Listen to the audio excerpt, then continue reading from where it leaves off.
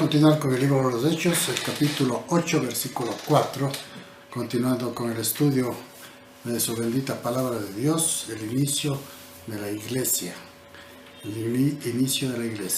Predicación del Evangelio en Samaria.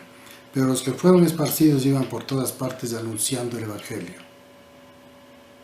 La manifestación del Espíritu de Dios, justamente en el capítulo 1, versículo 8, nos habla el Señor Jesucristo: los apóstoles, los siervos de Él serán dispersados. Y justamente cuando hay dispersión es cuando la palabra de Dios más se ha extendido. Satanás pierde una vez más. Los hombres buscaron la manera de terminar con esta nueva doctrina que ha venido a revolucionar a los creyentes en Dios. Pero realmente en esta porción vemos que la dispersión de la iglesia no fue para desaparecer la iglesia, sino para que la iglesia sea robustecida a través del Espíritu de Dios. Pero los que fueron esparcidos iban por todas partes anunciando el Evangelio. Entonces Felipe, descendiendo a la ciudad de Samaria, les predicaba a Cristo. Esta Samaria, que era una ciudad idólatra porque se contaminó en el exilio, entonces no era tan bien vista por los judíos, pero sin embargo, Felipe primeramente pasó por Samaria a predicar a Cristo. Y la gente unánime escuchaba atentamente las cosas que decía Felipe, oyendo y viendo las señales que hacía. Era necesario que se predicase el Evangelio a todo el mundo. Y Felipe comenzó con Samaria y predicaba a Cristo crucificado. Y la gente unánime escuchaba atentamente las cosas que decía Felipe, oyendo y viendo señales. Las señales se daban en ese tiempo de una manera muy especial, justamente para asentar, para dar fe a los incrédulos, a los religiosos, que solamente a través de la Biblia, a través de las enseñanzas de los apóstoles, se podía cimentar sobre la peña que es Jesús, la palabra de Dios y también la salvación. Porque de muchos que tenían espíritus inmundos salían estos, dando grandes voces, y muchos paralíticos y cojos eran sanados. La sanidad del cuerpo era manifestada de una manera muy, muy especial. Jesús primero sanaba el espíritu y luego el cuerpo. Ahora están sanando primero el cuerpo y después el espíritu. ¿Por qué? Porque eran necesarias unas señales que se veían, vistas por los hombres para que crean en el poder del Señor. Aquí nos recordamos nosotros a Tomás, que él dijo: ver para creer. Si no meto los dedos en las llagas del Señor, no creo. Y cuando lo vio, dijo: Señor mío y Dios mío. ¿Pero por qué lo hizo esto? Porque justamente el Espíritu de Dios aún no se había manifestado. Recuerden, en el capítulo 2 de Hechos vemos la manifestación del Espíritu Santo dada a todos los hombres. Bueno, continuamos. Así que había un gran gozo en aquella ciudad. ¿Cómo no iba a haber un gozo si sabían que han sido perdonados sus pecados, que tenían paz de hoy en adelante ante Dios, porque Jesús vino a quitar el pecado del mundo? ¿No? Dice: acercaos, dijo Jesús, porque el reino de los cielos se ha acercado.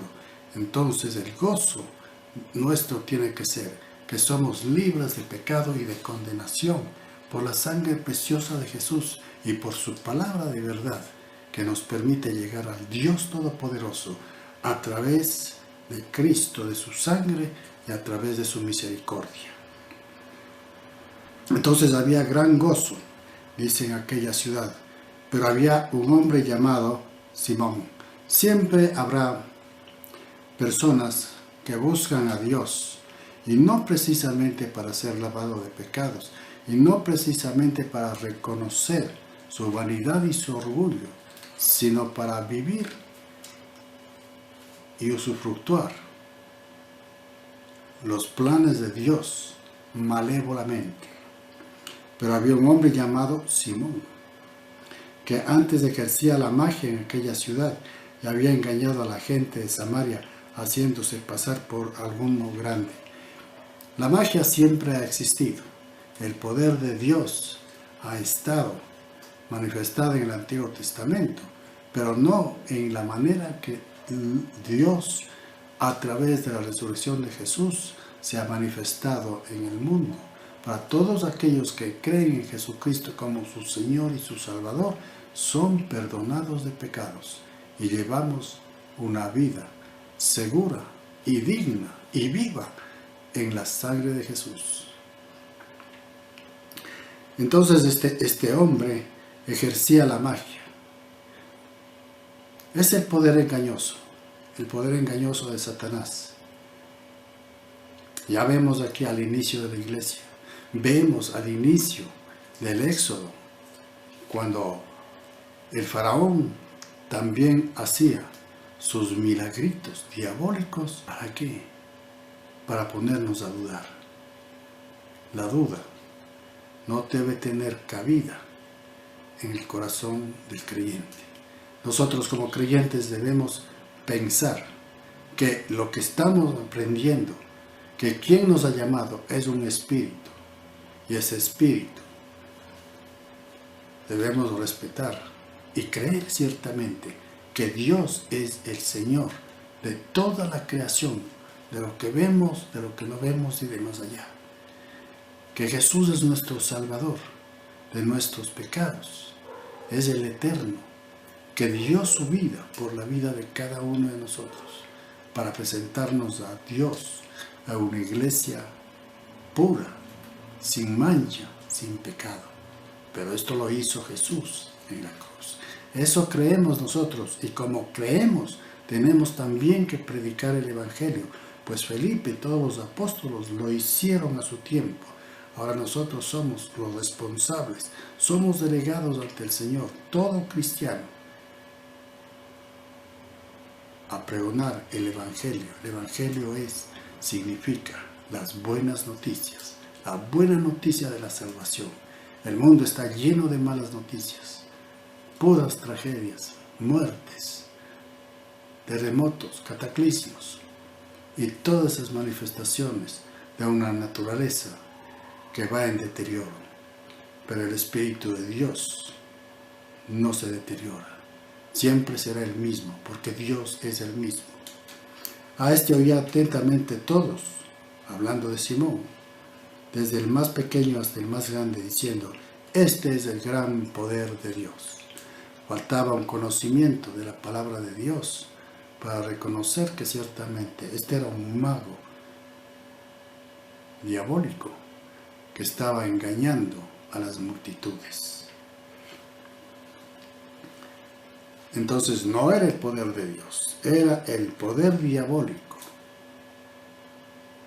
que muchas veces se utiliza en el nombre de Dios. Y él estaban atentos porque con sus artes mágicas les habían engañado por mucho tiempo. ¿Qué es la magia? Son señales y prodigios diabólicos.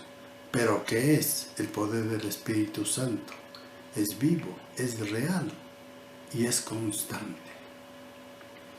Estaban atentos por sus artes mágicas. La magia viene en cualquier momento, en un desorden, viene y hacen cualquier engaño y la gente cree. Pero Dios es un Dios de paz, un Dios de orden sobre todo, que no admite el desorden, que no admite el apuro, sino la quietud, la paz y la soledad con Él. Una de las cosas que nosotros debemos también entender es que muchas de las manifestaciones de los profetas, de Moisés,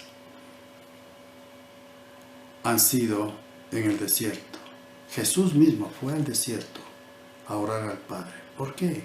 Porque en el desierto hay quietud, hay tranquilidad, no hay nada que nos distraiga, sino la única cosa que manifestación y lo único que podemos ver es la grandeza de Dios Y si vemos la grandeza de Dios, le vemos también a Él.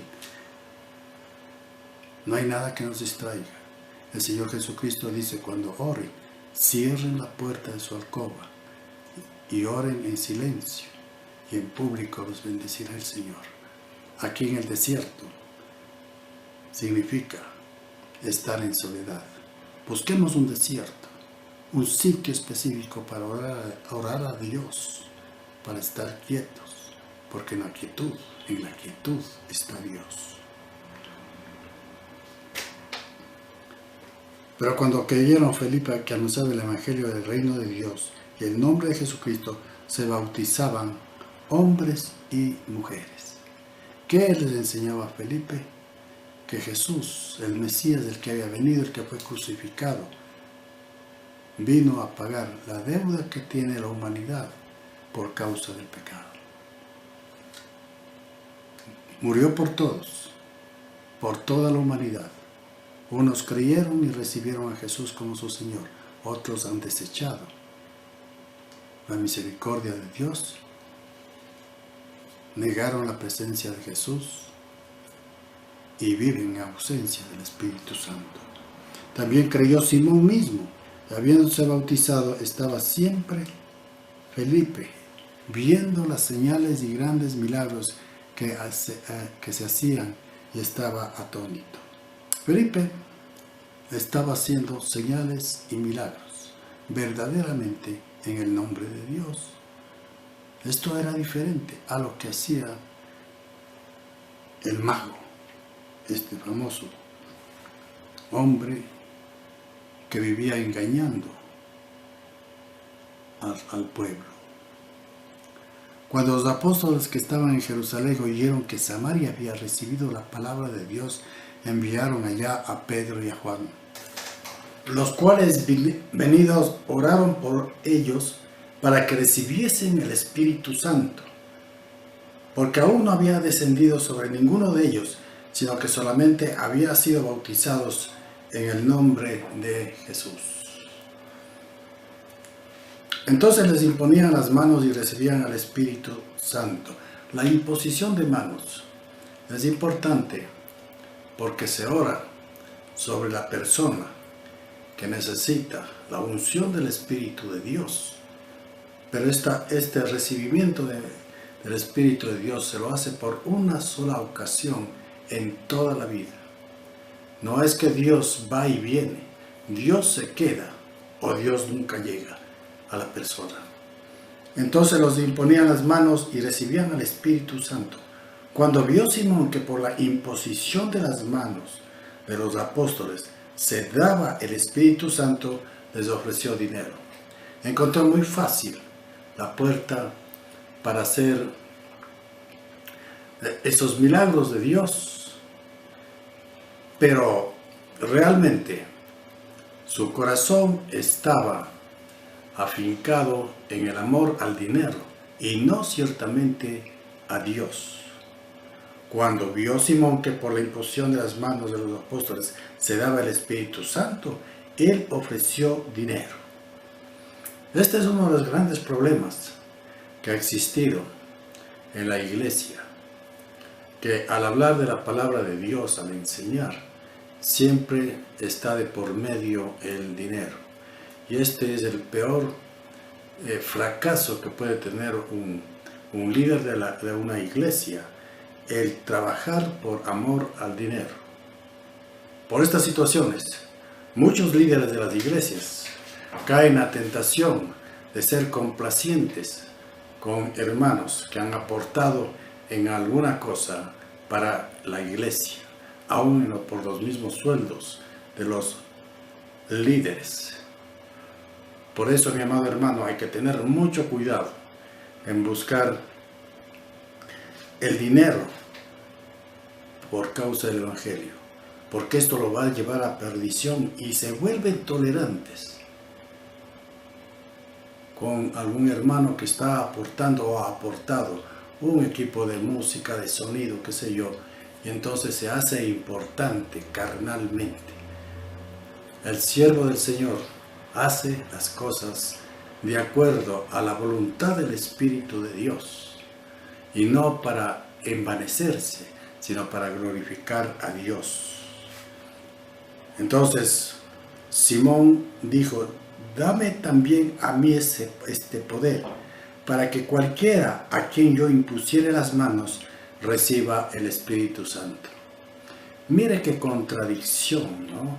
Dame el poder con dinero. Yo voy a comprar el poder de Dios. El poder de Dios no se compra con dinero, sino se compra a través de la fe, que es el único requisito que Dios pone en nuestra vida para que le podamos servir y vivir por fe en todas las cosas. No es cuestión de dinero, es cuestión de fe, que es más que el dinero. La fe es la que nos da a nosotros la seguridad, la certeza de que somos hechos hijos de Dios. Y esto no se compra con dinero, ni con acciones de buenas obras. Las buenas obras se hacen una vez que estamos afincados, parados en la piedra, en la roca que es Jesucristo. A través de Él y en el nombre de Él podemos dar buenas dádivas, podemos bendecir a las personas en el nombre de Jesús. Lea el libro de el libro de Apocalipsis, del capítulo 2, cuando el Señor habla a la iglesia de Éfeso, que eran una maravillosa congregación que hacían lo mejor, no toleraban las doctrinas falsas, no toleraban los judaizantes, pero el Señor Jesucristo dijo, pero algo tengo contra ustedes. Ustedes han perdido el primer amor. ¿Y cuál es ese primer amor? Pues es el amor al Señor. Empezaron a hacer cosas externas, manifestando sus sentimientos nobles, pueden ser, pero si no se lo hacen en el nombre de Jesús, esos sentimientos quedarán para elegir un nombre, un monumento a una persona bondadosa, pero no estará en la presencia de Dios. Entonces Pedro le dijo, tu dinero perezca contigo, porque has pensado que el don de Dios se obtiene con dinero. El don de Dios se obtiene únicamente con la fe en Jesucristo. Y luego vemos nosotros que a través de los dones y las diferentes manifestaciones de los dones podemos servir al Señor. Una persona que se dispone a ser maestro de escuela dominical, que se dispone a arreglar el templo, que se dispone a hacer cualquier otra actividad fuera de la enseñanza, pero que está haciendo para la gloria de Dios, es tan importante como el que predica tras un púlpito. No tienes tú parte ni suerte en este asunto, porque tu corazón no es recto delante de Dios. La rectitud, la plomada, el nivel de Dios es Jesucristo. Si no hacemos nada sin mirar a Jesús, sin mirar lo que Jesús hizo por nosotros, pues de nada servirán las buenas obras. Quedarán en la presencia de los hombres, mas ese hombre no quedará en la presencia de Dios. Versículo 22. Arrepiéntete pues de esta tu maldad y ruega a Dios si quizás te sea perdonado el pensamiento de tu corazón. Aquí el apóstol le invita a que se arrepienta por esa idea que él tenía de comprar al Espíritu Santo. Y le dice, y quizás te sea perdonado, porque justamente cuando nosotros hablamos de creer en Jesucristo como nuestro Señor y Salvador, ¿quién nos enseña a nosotros que Cristo es nuestro Señor y Salvador? Pues es justamente el Espíritu Santo. En el libro de Mateo, el capítulo 16, habla justamente de que la manifestación del Espíritu Santo es la que nos da la convicción de que Cristo es el Señor. Por eso dice que el Señor Jesús, cualquiera que blasfeme contra el Espíritu Santo no tendrá perdón ni aquí ni en la eternidad. Del Hijo de Dios pueden decir lo que quieran, pero del Espíritu Santo no les será perdonado. Ahora, ¿por qué dice así el Señor Jesucristo? Bueno, porque el Espíritu Santo es el único que nos da la convicción de que Jesús es nuestro Señor y Salvador. Si rechazamos al Espíritu de Dios, entonces no podemos considerar a Jesucristo como nuestro Señor y Salvador. Si podríamos decir, ¿a dónde entramos nosotros primeramente? ¿Cuál es la antesala para llegar a Jesús? Pues es el Espíritu Santo. No podemos saltarnos. Manifestación de esa exhortación de orden que nos hace el Señor. El Señor Jesús murió por nosotros, pero ¿quién nos da esa certeza? Es justamente el Espíritu Santo. Luego le dice a este hombre, Simón, porque en hiel de amargura y en prisión de maldad veo que estás. En hiel de amargura, a un sabor ácido, amargo, incomible, de amargura, estás, dice, y tu maldad te tiene aprisionado. La maldad de los hombres que buscan a Dios a través de las obras tienen hiel de amargura. Respondiendo entonces Simón dijo, rogad vosotros por mí al Señor, para que nada de esto que habéis dicho venga sobre mí. La oración es el único medio de comunicación que tenemos con Dios. La súplica llega a Dios, pero esta tiene que ser de un corazón verdaderamente sincero. Cuando nosotros suplicamos a Dios, tiene que ser con nuestro cuerpo arrodillados, con nuestra alma humillada ante la presencia de Dios y direccionada a través de nuestro espíritu al Espíritu de Dios. Y dice, y Él mismo os dará palabras indecibles. No entendemos lo que queremos decir, pero ese propósito de Dios que no hemos dicho llegará a su trono de gracia. Versículo 25, y ellos habiendo testificado y hablando la palabra de Dios, se volvieron a Jerusalén. En muchas poblaciones de Samaria anunciaron el Evangelio. Esto es el propósito que debemos tener nosotros también, porque es un plan para todos, no es solamente para los líderes. Todos tenemos que ser líderes, obreros de Dios. Jesús, el Cristo resucitado, antes de ascender al cielo, dijo, toda potestad me es dada en el cielo y en la tierra. Id y hacer discípulos a todas las naciones, pero con un corazón dispuesto a amarlo a Dios, abrir la boca, abrir el corazón, el entendimiento y la sabiduría de Dios para pregonar el Evangelio. No se preocupe que habrá de comer, dónde habrá de dormir, pues Dios mismo abrirá puertas a quienes le buscan sinceramente.